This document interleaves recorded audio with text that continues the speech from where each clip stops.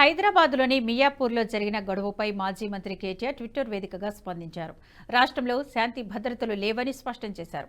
తెలంగాణ ప్రభుత్వ తీరుపై ఫైర్ అయ్యారు. రాష్ట్రంలో శాంతి భద్రతలపై ఆందోళన వ్యక్తం చేశారు కేటీఆర్. అలాగే గత 10 ఏళ్ల బీఆర్ఎస్ పాలనలో ఇలాంటి పరిస్థితులు ఎప్పుడైనా చూశారా అంటూ ట్వీట్ చేశారు.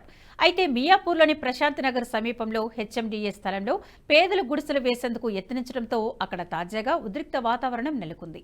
దాదాపు 2000 మంది గుడిసెలు వేసేందుకు ప్రయత్నించగా వారిని అడ్డుకునే క్రమంలో పోలీసులు అదనపు బలగాలను రప్పించి లాఠీచార్జి చేశారు.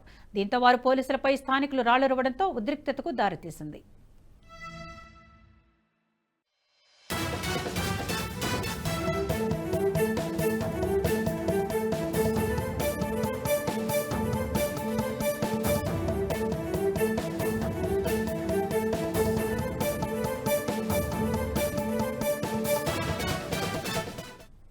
ఈ వీడియో మీకు నచ్చినట్టయితే లైక్ చేయండి, 10 మందికి షేర్ చేయండి. అలాగే కామెంట్ల రూపంలో మీ అభిప్రాయాలను మాతో పంచుకోండి. Nationalist hub group of channels ను సబ్స్క్రైబ్ చేసుకుని తెలుగునాట జాతీయవాద జర్నలిజాన్ని ప్రోత్సహించండి. ఈ వీడియో కింద ఉన్న బెల్ ఐకాన్ పై క్లిక్ చేయడం మర్చిపోవద్దు.